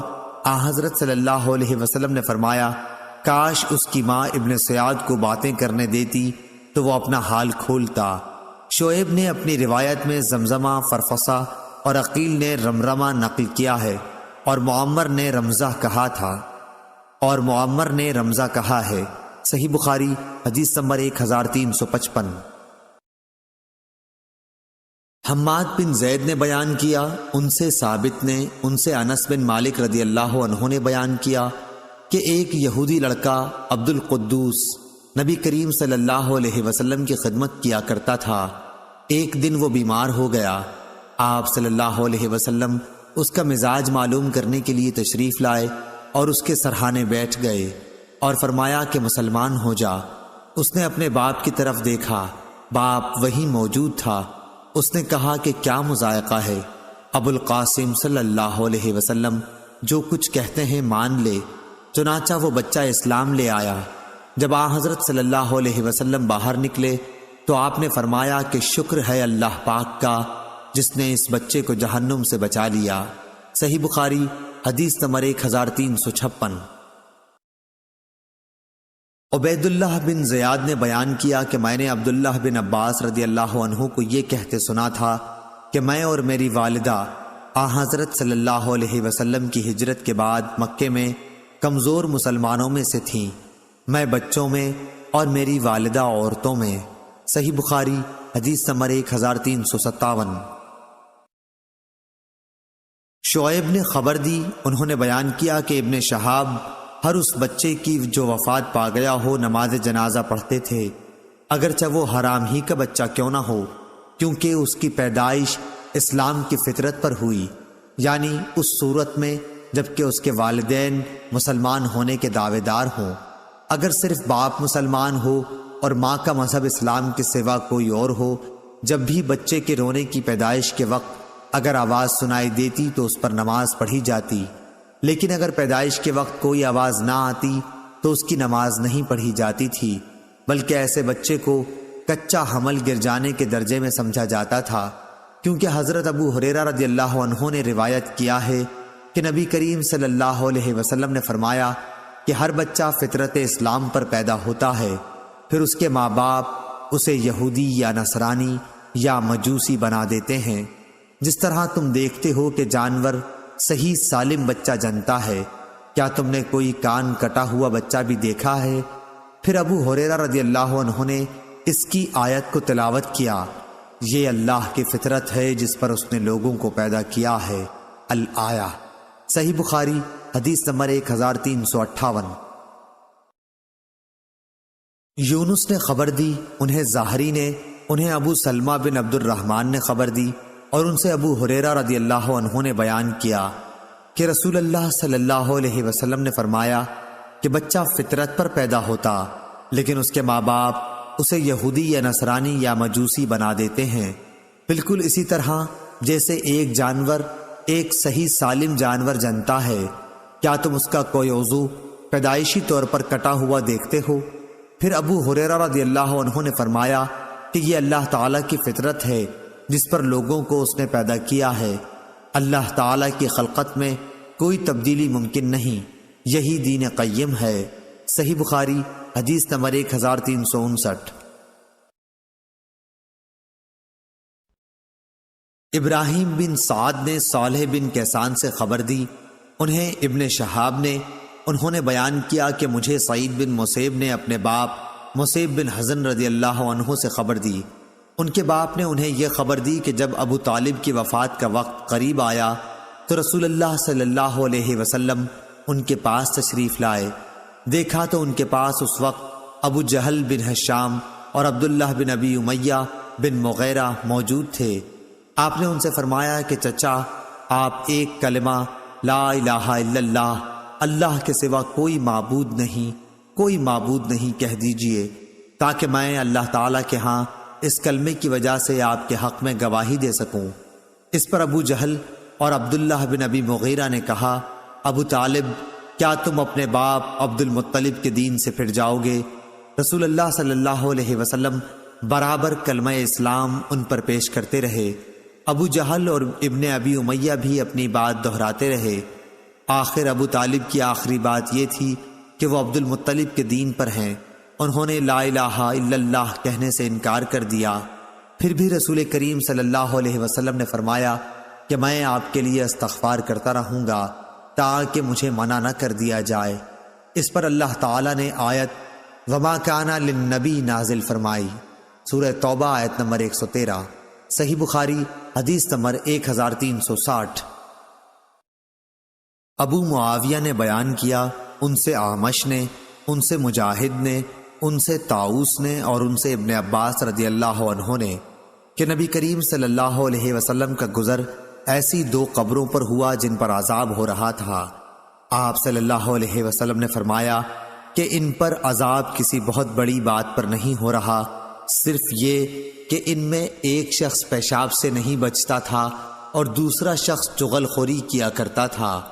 پھر آپ صلی اللہ علیہ وسلم نے کھجور کی ایک ہری ڈالی لی اور اس کے 2 ٹکڑے کر کے دونوں قبر پر ایک ایک ٹکڑا گاڑ دیا۔ لوگوں نے پوچھا کہ یا رسول اللہ صلی اللہ علیہ وسلم، آپ نے ایسا کیوں کیا ہے؟ آپ نے فرمایا کہ شاید اس وقت تک کے لیے ان پر عذاب کچھ ہلکا ہو جائے جب تک یہ خشک نہ ہوں۔ صحیح بخاری حدیث نمبر 1361۔ حضرت علی رضی اللہ عنہ نے بیان کیا، کہا کہ ہم بقیع غرقد میں ایک جنازے کے ساتھ تھے۔ اتنے میں رسول اللہ صلی اللہ علیہ وسلم تشریف لائے اور بیٹھ گئے۔ ہم بھی آپ کے ارد گرد بیٹھ گئے۔ آپ کے پاس ایک چھڑی تھی جس سے آپ زمین کریدنے لگے۔ پھر آپ صلی اللہ علیہ وسلم نے فرمایا کہ تم میں سے کوئی ایسا نہیں یا کوئی جان ایسی نہیں جس کا ٹھکانہ جنت اور دوزخ دونوں جگہ نہ لکھا گیا ہو، اور یہ بھی کہ وہ نیک بخت ہوگی یا بدبخت۔ اس پر ایک صحابی نے عرض کیا، یا رسول اللہ صلی اللہ علیہ وسلم، پھر کیوں نہ ہم اپنی تقدیر پر بھروسہ کر لیں اور عمل چھوڑ دیں، کیونکہ جس کا نام نیک دفتر میں لکھا ہے وہ ضرور نیک کام کی طرف رجوع ہوگا، اور جس کا نام بدبختوں میں لکھا ہے وہ ضرور بدی کی طرف جائے گا۔ حضور اکرم صلی اللہ علیہ وسلم نے فرمایا کہ بات یہ ہے کہ جن کا نام نیک بختوں میں ہے ان کو اچھے کام کرنے میں ہی آسانی معلوم ہوتی ہے، اور بدبختوں کو برے کاموں میں آسانی نظر آتی ہے۔ پھر آپ صلی اللہ علیہ وسلم نے اس آیت کی تلاوت کی، فَأَمَّا مَنْ أَعْطَى وَاتَّقَى، صحیح بخاری حدیث نمبر 1362۔ خالد حذا نے بیان کیا، ان سے ابو قلابہ نے اور ان سے ثابت بن ضحاک رضی اللہ عنہ نے کہ نبی کریم صلی اللہ علیہ وسلم نے فرمایا کہ جو شخص اسلام کے سوا کسی اور دین پر ہونے کی جھوٹی قسم قصدن کھائے تو وہ ویسا ہی ہو جائے گا جیسا کہ اس نے اپنے لیے کہا ہے، اور جو شخص اپنے آپ کو دھاردار چیز سے ذبح کر لے اسے جہنم میں اسی ہتھیار سے عذاب ہوتا رہے گا۔ صحیح بخاری حدیث نمبر 1363۔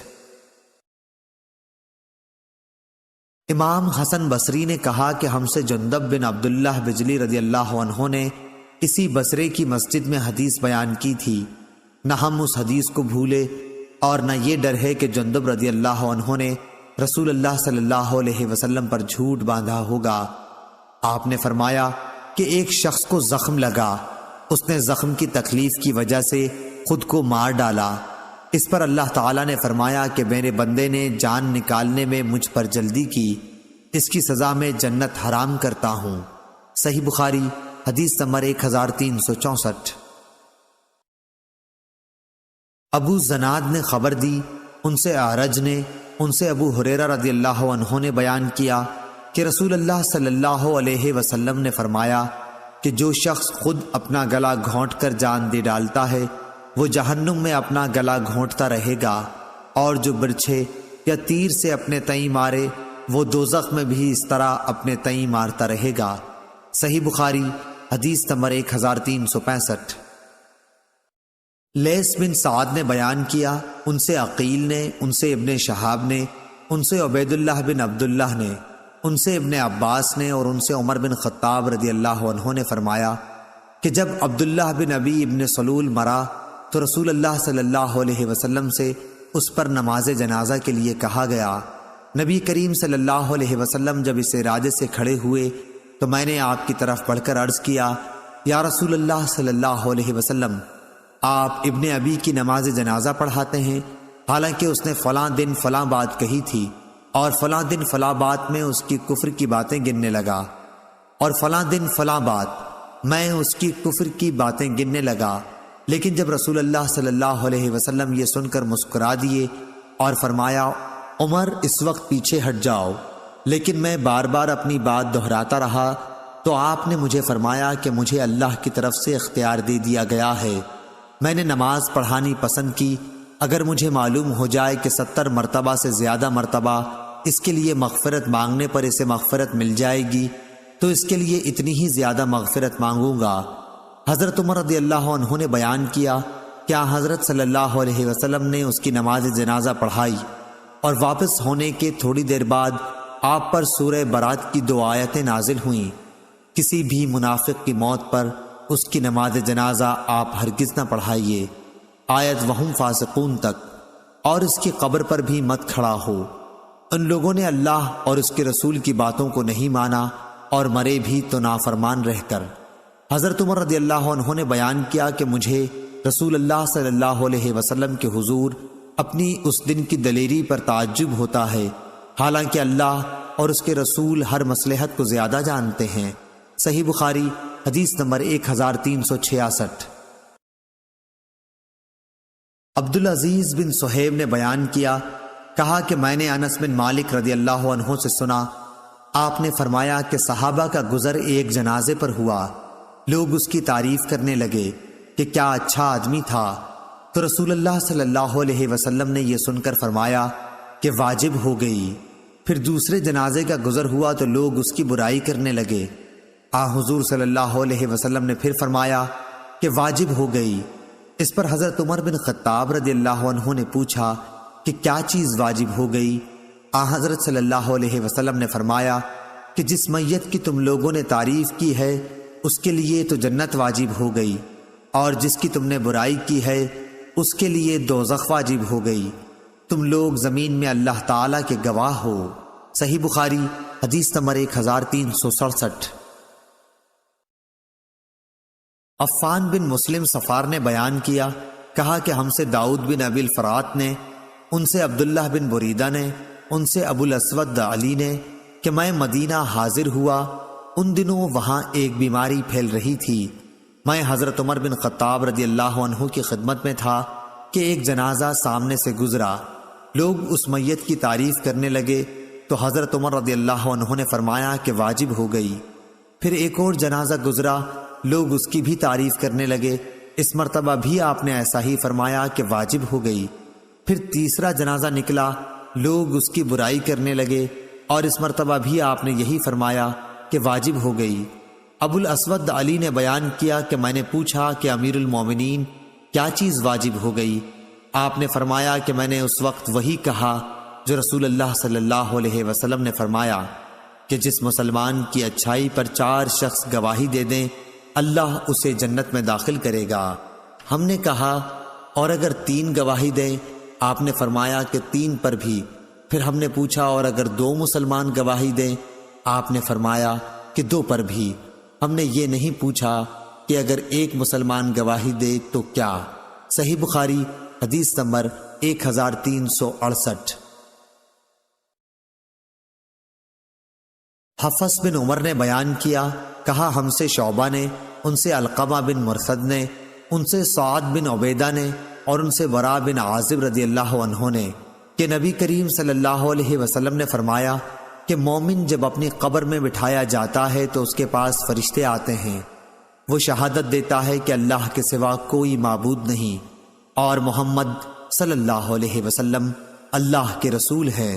تو یہ اللہ کے اس فرمان کی تعبیر ہے جو سورہ ابراہیم میں ہے کہ اللہ ایمان والوں کو دنیا کی زندگی اور آخرت میں ٹھیک بات یعنی توحید پر مضبوط رکھتا ہے۔ صحیح بخاری حدیث نمبر 1369۔ علی بن عبداللہ مدینی نے بیان کیا، کہا کہ ہم سے یعقوب بن ابراہیم نے، ان سے ان کے والد نے، ان سے صالح نے، ان سے نافع نے کہ ابن عمر رضی اللہ عنہ نے انہیں خبر دی کہ نبی کریم صلی اللہ علیہ وسلم کنویں جس میں بدر کے مشرک مقتولین کو ڈال دیا گیا تھا والوں کے قریب آئے اور فرمایا تمہارے مالک نے جو تم سے سچا وعدہ کیا تھا اسے تم لوگوں نے پا لیا۔ لوگوں نے عرض کیا کہ آپ مردوں کو خطاب کرتے ہیں، لوگوں نے عرض کیا کہ آپ مردوں کو خطاب کرتے ہیں۔ آپ صلی اللہ علیہ وسلم نے فرمایا کہ تم کچھ ان سے زیادہ سننے والے نہیں ہو، البتہ وہ جواب نہیں دے سکتے۔ صحیح بخاری حدیث نمبر 1370۔ عبداللہ بن محمد نے بیان کیا، کہا ہم سے سفیان بن عیینہ نے، ان سے ہشام بن عروہ نے، ان سے ان کے والد نے اور ان سے حضرت عائشہ رضی اللہ عنہا نے فرمایا کہ رسول اللہ صلی اللہ علیہ وسلم نے بدر کے کافروں کو یہ فرمایا تھا کہ میں جو ان سے کہا کرتا تھا اب ان کو معلوم ہوا ہوگا کہ وہ سچ ہے، اور اللہ نے سورہ روم میں فرمایا اے پیغمبر تو مردوں کو نہیں سنا سکتا۔ صحیح بخاری حدیث نمبر 1371۔ عبدان نے بیان کیا، کہا مجھ کو میرے باپ عثمان نے خبر دی، انہیں شعبہ نے، انہوں نے اشعث سے سنا، انہوں نے اپنے والد ابو شعشع سے، انہوں نے مسروق سے اور انہوں نے عائشہ رضی اللہ عنہا سے کہ ایک یہودیہ عورت ان کے پاس آئی، اس نے عذاب قبر کا ذکر چھیڑ دیا اور کہا کہ اللہ تجھ کو عذاب قبر سے محفوظ رکھے۔ اس پر عائشہ رضی اللہ عنہا نے رسول اللہ صلی اللہ علیہ وسلم سے عذاب قبر کے بارے میں دریافت کیا۔ آپ صلی اللہ علیہ وسلم نے اس کا جواب دیا کہ ہاں عذاب قبر حق ہے۔ عائشہ رضی اللہ عنہا نے بیان کیا کہ پھر میں نے کبھی ایسا نہیں دیکھا کہ آپ صلی اللہ علیہ وسلم نے کوئی نماز پڑھی ہو اور اس میں عذاب قبر سے خدا کی پناہ نہ مانگی ہو۔ غندر نے عذاب القبر حق کے الفاظ زیادہ کیے۔ صحیح بخاری حدیث نمبر 1372۔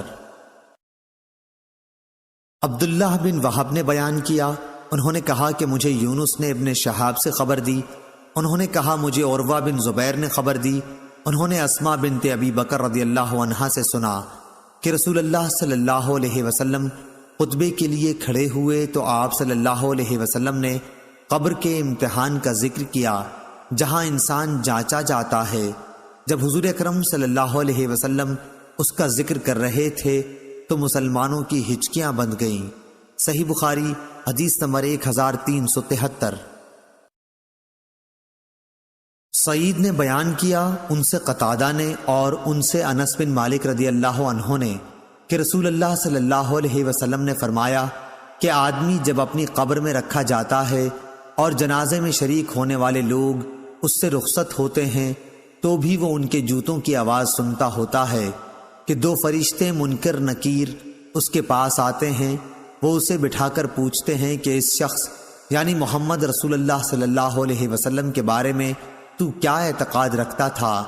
مومن تو یہ کہے گا کہ میں گواہی دیتا ہوں کہ آپ صلی اللہ علیہ وسلم اللہ کے بندے اور اس کے رسول ہیں۔ اس جواب پر اس سے کہا جائے گا کہ تو یہ دیکھ اپنا جہنم کا ٹھکانہ، لیکن اللہ تعالیٰ نے اس کے بدلے میں تمہارے لیے جنت میں ٹھکانہ دے دیا۔ اس وقت اسے جہنم اور جنت دونوں ٹھکانے دکھائے جائیں گے۔ قتادہ نے بیان کیا کہ اس کی قبر خوب کشادہ کر دی جائے گی جس سے آرام و راحت ملے۔ پھر قتادہ نے انس رضی اللہ عنہ کی حدیث بیان کرنی شروع کی، فرمایا اور منافق و کافر سے جب کہا جائے گا کہ اس شخص کے بارے میں تو کیا کہتا تھا تو وہ جواب دے گا کہ مجھے کچھ معلوم نہیں، میں بھی وہی کہتا تھا جو دوسرے لوگ کہتے تھے۔ پھر اس سے کہا جائے گا نہ تو نے جاننے کی کوشش کی اور نہ سمجھنے والوں کی رائے پر چلا، پھر اسے لوہے کے گرزوں سے بڑی زور سے مارا جائے گا کہ وہ چیخ پڑے گا، اور اس کی چیخ کو جن اور انسانوں کے سوا اس کے آس پاس کی تمام مخلوق سنے گی۔ صحیح بخاری حدیث نمبر 1374۔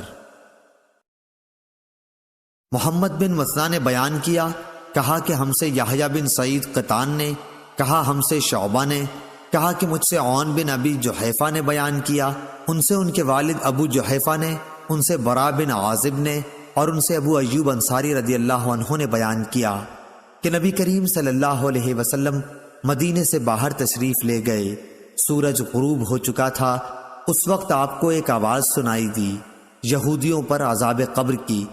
پھر آپ صلی اللہ علیہ وسلم نے فرمایا کہ یہودی پر اس کی قبر میں عذاب ہو رہا ہے۔ اور نضر بن شمیل نے بیان کیا کہ ہمیں شعبہ نے خبر دی، ان سے عون نے بیان کیا، انہوں نے اپنے باپ ابو جحیفہ سے سنا، انہوں نے برا سے سنا، انہوں نے ابو ایوب انصاری رضی اللہ عنہ سے، اور انہوں نے نبی کریم صلی اللہ علیہ وسلم سے۔ صحیح بخاری حدیث نمبر 1375۔ موسیٰ بن عقبہ نے بیان کیا، کہا کہ مجھ سے خالد بن سعید بن عاص کی صاحبزادی ام خالد نے بیان کیا، انہوں نے نبی کریم صلی اللہ علیہ وسلم کو قبر کے عذاب سے پناہ مانگتے سنا۔ صحیح بخاری حدیث نمبر 1376۔ یحییٰ بن ابی کثیر نے بیان کیا، ان سے ابو سلمہ نے اور ان سے ابو ہریرہ رضی اللہ عنہ نے بیان کیا کہ رسول اللہ صلی اللہ علیہ وسلم اس طرح دعا کرتے تھے، اے اللہ، میں قبر کے عذاب سے تیری پناہ چاہتا ہوں، اور دوزخ کے عذاب سے، اور زندگی اور موت کی آزمائشوں سے، اور کان دجال کی بلا سے تیری پناہ چاہتا ہوں۔ صحیح بخاری حدیث نمبر 1377۔ جریر نے بیان کیا، ان سے اعمش نے، ان سے مجاہد نے، ان سے طاؤس نے کہ ابن عباس رضی اللہ عنہ نے بیان کیا کہ رسول اللہ صلی اللہ علیہ وسلم کا گزر 2 قبروں پر ہوا۔ آپ صلی اللہ علیہ وسلم نے فرمایا کہ ان دونوں کے مردوں پر عذاب ہو رہا ہے، اور یہ بھی نہیں کہ کسی بڑی اہم بات پر ہو رہا ہے۔ پھر آپ صلی اللہ علیہ وسلم نے فرمایا کہ ہاں، ان میں ایک شخص تو چغل خوری کیا کرتا تھا، اور دوسرا پیشاب سے بچنے کے لیے احتیاط نہیں کرتا تھا۔ ابن عباس رضی اللہ عنہ نے بیان کیا کہ پھر آپ صلی اللہ علیہ وسلم نے ایک ہری ٹہنی لی اور اس کے 2 ٹکڑے کر کے دونوں کی قبروں پر گاڑ دیا، اور فرمایا کہ شاید جب تک یہ خشک نہ ہو ان کا عذاب کم ہو جائے۔ صحیح بخاری حدیث نمبر 1378۔ امام مالک رحمہ اللہ نے یہ حدیث بیان کی، انہوں نے کہا کہ ہم سے نافع نے بیان کیا، اور ان سے عبداللہ بن عمر رضی اللہ عنہ نے بیان کیا کہ رسول اللہ صلی اللہ علیہ وسلم نے فرمایا کہ جب تم میں سے کوئی شخص مر جاتا ہے تو اس کا ٹھکانہ اسے صبح و شام دکھایا جاتا ہے، اگر وہ جنتی ہے تو جنت والوں میں، اور جو دوزخی ہے تو دوزخ والوں میں، پھر کہا جاتا ہے یہ تیرا ٹھکانہ ہے، یہاں تک کہ قیامت کے دن اللہ تجھ کو اٹھائے گا۔ صحیح بخاری حدیث نمبر 1379۔ سعید بن ابی سعید نے بیان کیا، ان سے ان کے باپ نے بیان کیا، ان سے ابو سعید خدری رضی اللہ عنہ نے کہ رسول اللہ صلی اللہ علیہ وسلم نے فرمایا کہ جب جنازہ تیار ہو جاتا ہے پھر مرد اس کو اپنی گردنوں پر اٹھا لیتے ہیں، تو اگر وہ مرد نیک ہو تو کہتا ہے کہ ہاں آگے لے چلو، مجھے بڑھائے چلو، اور اگر نیک نہیں ہوتا تو کہتا ہے ہائے رے خرابی، میرا جنازہ کہاں لیے جا رہے ہو۔ اس آواز کو انسان کے سوا تمام مخلوق خدا سنتی ہے، اگر کہیں انسان سن پائیں تو بے ہوش ہو جائیں۔ صحیح بخاری حدیث نمبر 1380۔ عبدالعزیز بن صہیب نے بیان کیا، اور ان سے انس بن مالک رضی اللہ عنہ نے بیان کیا کہ رسول اللہ صلی اللہ علیہ وسلم نے فرمایا کہ جس مسلمان کے بھی 3 نابالغ بچے مر جائیں تو اللہ تعالیٰ اپنے فضل و رحمت سے جو ان بچوں پر کرے گا ان کو بہشت میں لے جائے گا۔ صحیح بخاری حدیث نمبر 1381۔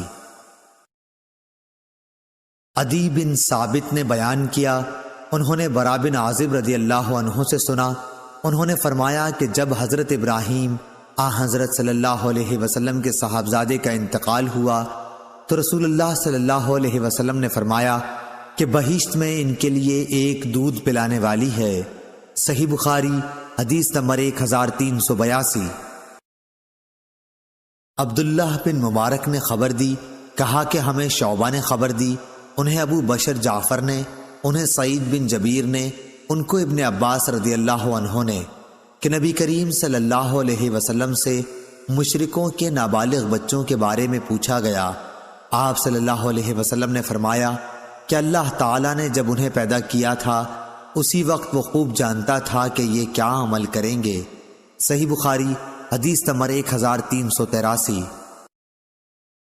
عطا بن یزید لیثی نے خبر دی، انہوں نے ابو ہریرہ رضی اللہ عنہ سے سنا، آپ نے فرمایا کہ رسول اللہ صلی اللہ علیہ وسلم سے مشرکوں کے نابالغ بچوں کے بارے میں پوچھا گیا۔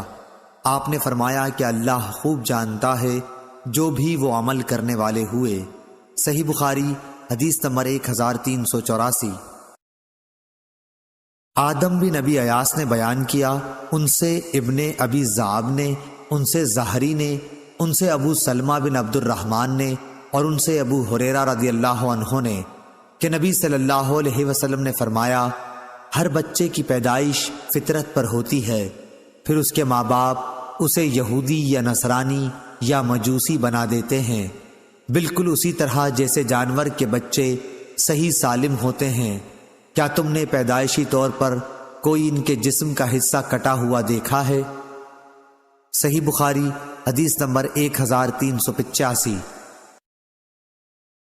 ابو رجاء عمران بن تمیم نے بیان کیا، اور ان سے سمرہ بن جندب رضی اللہ عنہ نے، کہ نبی کریم صلی اللہ علیہ وسلم نماز فجر پڑھنے کے بعد عموماً ہماری طرف منہ کر کے بیٹھ جاتے اور پوچھتے کہ آج رات کسی نے کوئی خواب دیکھا ہو تو بیان کرو۔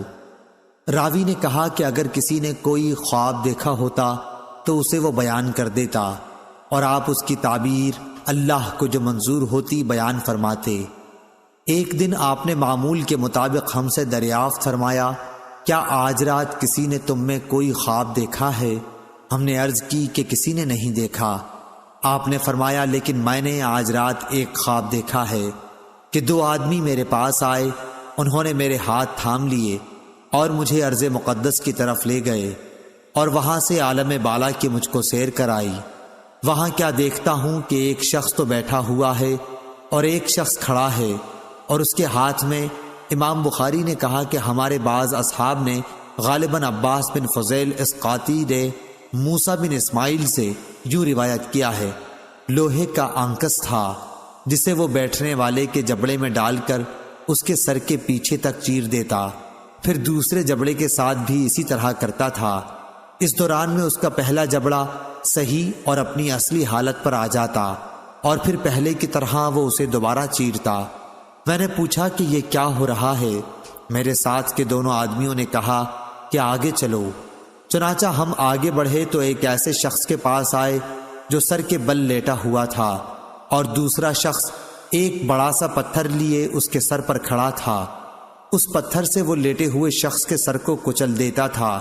جب وہ اس کے سر پر پتھر مارتا تو سر پر لگ کر وہ پتھر دور چلا جاتا اور وہ اسے جا کر اٹھا لاتا۔ ابھی پتھر لے کر واپس بھی نہیں آتا تھا کہ سر دوبارہ درست ہو جاتا، بالکل ویسا ہی جیسا پہلے تھا۔ واپس آ کر وہ پھر اسے مارتا۔ میں نے پوچھا کہ یہ کون لوگ ہیں؟ ان دونوں نے جواب دیا کہ ابھی اور آگے چلو۔ چنانچہ ہم آگے بڑھے تو ایک تنور جیسے گڑھے کی طرف چلے، جس کے اوپر کا حصہ تو تنگ تھا لیکن نیچے سے خوب فراخ۔ نیچے آگ بھڑک رہی تھی۔ جب آگ کے شعلے بھڑک کر اوپر کو اٹھتے تو اس میں جلنے والے لوگ بھی اوپر اٹھاتے، اور ایسا معلوم ہوتا کہ اب وہ باہر نکل جائیں گے، لیکن جب شعلے دب جاتے تو وہ لوگ بھی نیچے چلے جاتے۔ اس تنور میں ننگے مرد اور عورتیں تھیں۔ میں نے اس موقع پر بھی پوچھا کہ یہ کیا ہے، لیکن اس مرتبہ بھی جواب یہی ملا۔ کہا کہ ابھی اور آگے چلو۔ ہم آگے چلے۔ اب ہم خون کی ایک نہر کے اوپر تھے۔ نہر کے اندر ایک شخص کھڑا تھا اور اس کے بیچ میں یزید بن ہارون اور وہب بن جریر نے جریر بن حازم کے واسطے سے واسطہ نہر کے بجائے شط النہر، نہر کے کنارے کے الفاظ نقل کیے ہیں۔ ایک شخص تھا جس کے سامنے پتھر رکھا ہوا تھا۔ نہر کا آدمی جب باہر نکلنا چاہتا تو پتھر والا شخص اس کے منہ پر اتنی زور سے پتھر مارتا کہ وہ اپنی پہلی جگہ پر چلا جاتا، اور اسی طرح جب بھی وہ نکلنے کی کوشش کرتا وہ شخص اس کے منہ پر پتھر اتنی ہی زور سے پھر مارتا کہ وہ اپنی اصلی جگہ پر نہر میں چلا جاتا۔ میں نے پوچھا یہ کیا ہو رہا ہے؟ انہوں نے جواب دیا کہ ابھی اور آگے چلو۔ چنانچہ ہم اور آگے بڑھے اور ایک ہرے بھرے باغ میں آئے جس میں ایک بہت بڑا درخت تھا۔ اس درخت کی جڑ میں ایک بڑی عمر والے بزرگ بیٹھے ہوئے تھے اور ان کے ساتھ کچھ بچے بھی بیٹھے ہوئے تھے۔ درخت سے قریب ہی ایک شخص اپنے آگے آگ سلگا رہا تھا۔ وہ میرے دونوں ساتھی مجھے لے کر اس درخت پر چڑھے۔ اس طرح وہ مجھے ایک ایسے گھر میں اندر لے گئے کہ اس سے زیادہ حسین و خوبصورت اور بابرکت گھر میں نے کبھی نہیں دیکھا تھا۔ اس گھر میں بوڑھے، جوان، عورتیں اور بچے سبھی قسم کے لوگ تھے۔ میرے ساتھی مجھے اس گھر سے نکال کر پھر ایک اور درخت پر چڑھا کر مجھے ایک اور دوسرے گھر میں لے گئے جو نہایت خوبصورت اور بہتر تھا۔ اس میں بھی بہت سے بوڑھے اور جوان تھے۔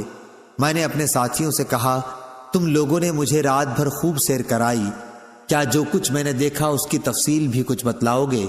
انہوں نے کہا ہاں، وہ جو تم نے دیکھا تھا اس آدمی کا جبڑا لوہے کے آنکس سے پھاڑا جا رہا تھا تو وہ جھوٹا آدمی تھا جو جھوٹی باتیں بیان کیا کرتا تھا۔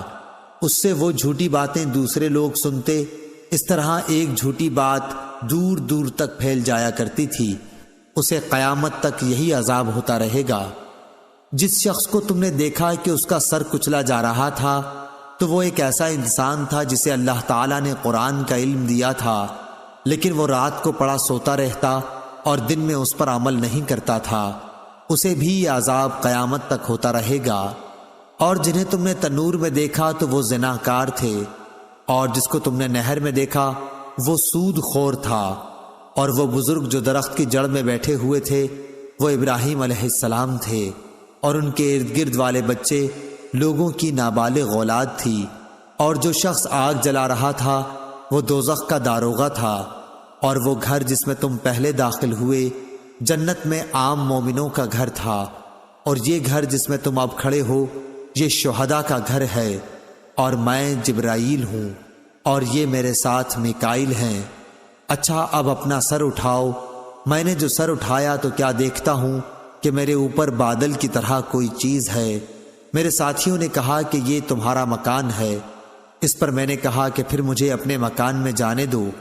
انہوں نے کہا کہ ابھی تمہاری عمر باقی ہے جو تم نے پوری نہیں کی، اگر آپ وہ پوری کر لیتے تو اپنے مکان میں آ جاتے۔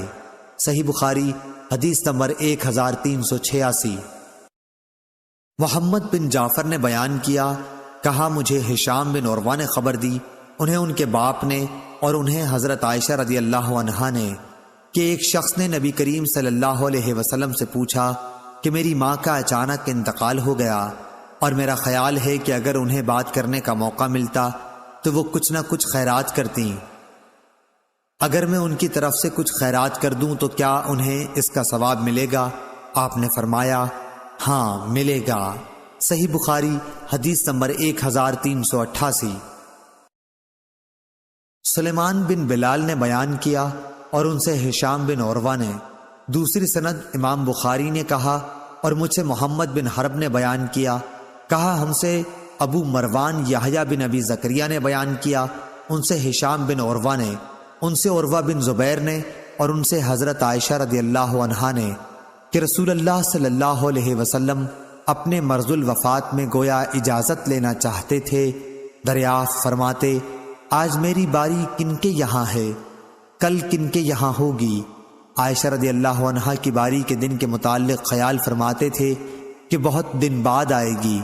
چنانچہ جب میری باری آئی تو اللہ تعالیٰ نے آپ کی روح اس حال میں قبض کی کہ آپ میرے سینے سے ٹیک لگائے ہوئے تھے اور میرے ہی گھر میں آپ دفن کیے گئے۔ صحیح بخاری حدیث نمبر 1389۔ ابو ایوانہ نے بیان کیا، ان سے ہلال بن حمید نے، ان سے عروہ نے اور ان سے ام المومنین حضرت عائشہ رضی اللہ عنہا نے، کہ نبی کریم صلی اللہ علیہ وسلم نے اپنے اس مرض کے موقع پر فرمایا تھا جس سے آپ جانبر نہ ہو سکے تھے کہ اللہ تعالیٰ کی یہود و نصارہ پر لعنت ہو، انہوں نے اپنے انبیاء کی قبروں کو مساجد بنا لیا۔ اگر یہ ڈر نہ ہوتا تو آپ کی قبر بھی کھلی رہنے دی جاتی کہ کہیں اسے بھی لوگ سجدہ گاہ نہ بنا لیں۔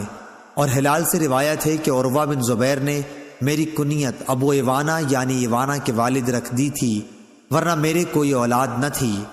ہم سے محمد نے بیان کیا، کہا کہ ہمیں عبداللہ نے خبر دی، کہا کہ ہمیں ابو بکر بن عیاش نے خبر دی، اور ان سے سفیان تمار نے بیان کیا کہ انہوں نے نبی کریم صلی اللہ علیہ وسلم کی قبر مبارک دیکھی ہے جو کوہان نما ہے۔ ہم سے فروہ بن ابی المغرہ نے بیان کیا، کہا کہ ہم سے علی بن مسہر نے بیان کیا، ان سے ہشام بن عروہ نے، ان سے ان کے والد نے کہ ولید بن عبد الملک بن مروان کے عہد حکومت میں جب نبی کریم صلی اللہ علیہ وسلم کے حجرہ مبارک کی دیوار گری اور لوگ اسے زیادہ اونچی اٹھانے لگے تو وہاں ایک قدم ظاہر ہوا۔ لوگ یہ سمجھ کر گھبرا گئے کہ یہ نبی کریم صلی اللہ علیہ وسلم کا قدم مبارک ہے۔ کوئی شخص ایسا نہیں تھا جو قدم کو پہچان سکتا۔ آخر عروہ بن زبیر نے بتایا کہ نہیں، خدا گواہ ہے، یہ رسول اللہ صلی اللہ علیہ وسلم کا قدم نہیں ہے، بلکہ یہ تو عمر رضی اللہ عنہ کا قدم ہے۔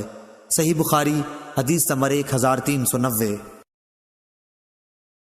ہشام اپنے والد سے اور وہ عائشہ رضی اللہ عنہا سے روایت کرتے ہیں کہ آپ نے عبداللہ بن زبیر رضی اللہ عنہ کو وصیت کی تھی کہ مجھے حضور اکرم صلی اللہ علیہ وسلم اور آپ کے ساتھیوں کے ساتھ دفن نہ کرنا، بلکہ میری دوسری سوکنوں کے ساتھ بقیع غرقد میں مجھے دفن کرنا۔ میں یہ نہیں چاہتی کہ ان کے ساتھ میری بھی تعریف ہوا کرے۔ صحیح بخاری حدیث نمبر 1391۔ عمرو بن میمون اودی نے بیان کیا کہ میری موجودگی میں حضرت عمر بن خطاب رضی اللہ عنہ نے عبداللہ بن عمر رضی اللہ عنہ سے فرمایا کہ اے عبداللہ، ام المومنین عائشہ رضی اللہ عنہا کی خدمت میں جا اور کہہ کہ عمر بن خطاب نے آپ کو سلام کہا ہے، اور پھر ان سے معلوم کرنا کہ کیا مجھے میرے دونوں ساتھیوں کے ساتھ دفن ہونے کی آپ کی طرف سے اجازت مل سکتی ہے۔ حضرت عائشہ رضی اللہ عنہا نے کہا کہ میں نے اس جگہ کو اپنے لیے پسند کر رکھا تھا، لیکن آج میں اپنے پر عمر رضی اللہ عنہ کو ترجیح دیتی ہوں۔ جب ابن عمر رضی اللہ عنہ واپس آئے تو عمر رضی اللہ عنہ نے دریافت کیا کہ کیا پیغام لائے ہو؟ کہا کہ امیر المومنین انہوں نے آپ کو اجازت دے دی ہے۔ عمر رضی اللہ عنہ یہ سن کر بولے کہ اس جگہ دفن ہونے سے زیادہ مجھے اور کوئی چیز عزیز نہیں تھی، لیکن جب میری روح قبض ہو جائے تو مجھے اٹھا کر لے جانا، اور پھر دوبارہ عائشہ رضی اللہ عنہا کو میرا سلام پہنچا کر ان سے کہنا کہ عمر نے آپ سے اجازت چاہی ہے، اگر اس وقت بھی وہ اجازت دے دیں تو مجھے وہیں دفن کر دینا، ورنہ مسلمانوں کے قبرستان میں دفن کر دینا۔ میں اس امر خلافت کا ان چند صحابہ سے زیادہ اور کسی کو مستحق نہیں سمجھتا جن سے رسول اللہ صلی اللہ علیہ وسلم اپنی وفات کے وقت تک خوش اور راضی رہے۔ وہ حضرات میرے بعد جسے بھی خلیفہ بنائیں، خلیفہ وہی ہوگا، اور تمہارے لیے ضروری ہے کہ تم اپنے خلیفہ کی باتیں توجہ سے سنو اور اس کی اطاعت کرو۔ آپ نے اس موقع پر حضرت عثمان، علی، طلحہ، زبیر، عبد الرحمن بن عوف اور سعد بن ابی وقاص رضی اللہ عنہم کے نام لیے۔ اتنے میں ایک انصاری نوجوان داخل ہوا اور کہا کہ اے امیر المومنین، آپ کو بشارت ہو، اللہ عز و جل کی طرف سے آپ کا اسلام میں پہلے داخل ہونے کی وجہ سے جو مرتبہ تھا وہ آپ کو معلوم ہے۔ پھر جب آپ خلیفہ ہوئے تو آپ نے انصاف کیا، پھر آپ نے شہادت پائی۔ حضرت عمر رضی اللہ عنہ بولے، میرے بھائی کے بیٹے، کاش ان کی وجہ سے میں برابر چھوٹ جاؤں، نہ مجھے کوئی عذاب ہو اور نہ کوئی ثواب۔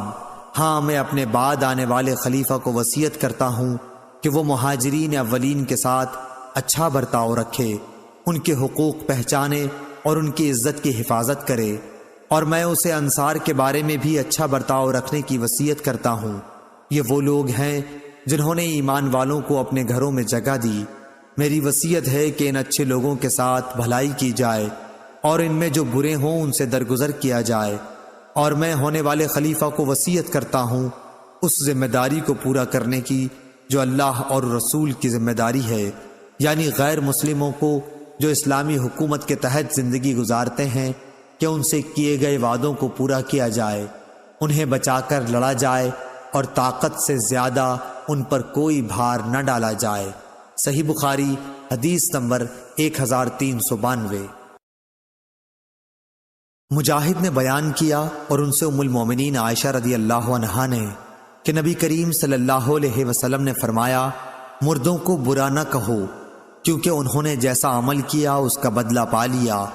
اور اس کی روایت عبداللہ بن عبد القدوس نے اعمش سے اور محمد بن انس نے بھی اعمش سے کی ہے۔ اس روایت کے مطابق علی بن جعد، محمد بن عرورہ اور ابن ابی عدی نے شعبہ سے کی ہے۔ صحیح بخاری حدیث نمبر 1393۔ عمر بن حفص نے بیان کیا، انہوں نے کہا کہ مجھ سے میرے باپ نے بیان کیا، اعمش سے۔ انہوں نے کہا کہ مجھ سے عمرو بن مرہ نے بیان کیا، ان سے سعید بن جبیر نے، اور ان سے ابن عباس رضی اللہ عنہ نے بیان کیا کہ ابو لہب نے نبی کریم صلی اللہ علیہ وسلم سے کہا کہ سارے دن تجھ پر بربادی ہو۔ اس پر یہ آیت اتری، تبت یدا ابی لہب وتب، یعنی ٹوٹ گئے ہاتھ ابو لہب کے اور وہ خود ہی برباد ہو گیا۔ صحیح بخاری حدیث نمبر 1394۔ یحییٰ بن عبداللہ بن صیفی نے بیان کیا، ان سے ابو معبد نے اور ان سے حضرت عبداللہ بن عباس رضی اللہ عنہ نے بیان کیا کہ نبی کریم صلی اللہ علیہ وسلم نے جب معاذ رضی اللہ عنہ کو یمن کا حاکم بنا کر بھیجا تو فرمایا کہ تم انہیں اس کلمے کی گواہی کی دعوت دینا کہ اللہ کے سوا کوئی معبود نہیں، اور یہ کہ میں اللہ کا رسول ہوں۔ اگر وہ لوگ یہ بات مان لیں تو پھر انہیں بتانا کہ اللہ تعالیٰ نے ان پر روزانہ 5 وقت کی نمازیں فرض کی ہیں۔ اگر وہ لوگ یہ بات بھی مان لیں تو پھر انہیں بتانا کہ اللہ تعالیٰ نے ان کے مال پر کچھ صدقہ فرض کیا ہے جو ان کے مالدار لوگوں سے لے کر انہی کے محتاجوں میں لوٹا دیا جائے گا۔ صحیح بخاری حدیث نمبر 1395۔ شعبہ نے محمد بن عثمان بن عبداللہ بن موہب سے بیان کیا ہے، ان سے موسیٰ بن طلحہ نے اور ان سے ابو ایوب رضی اللہ عنہ نے کہ ایک شخص نے نبی کریم صلی اللہ علیہ وسلم سے پوچھا کہ آپ مجھے کوئی ایسا عمل بتائیے جو مجھے جنت میں لے جائے۔ اس پر لوگوں نے کہا کہ آخر یہ کیا چاہتا ہے؟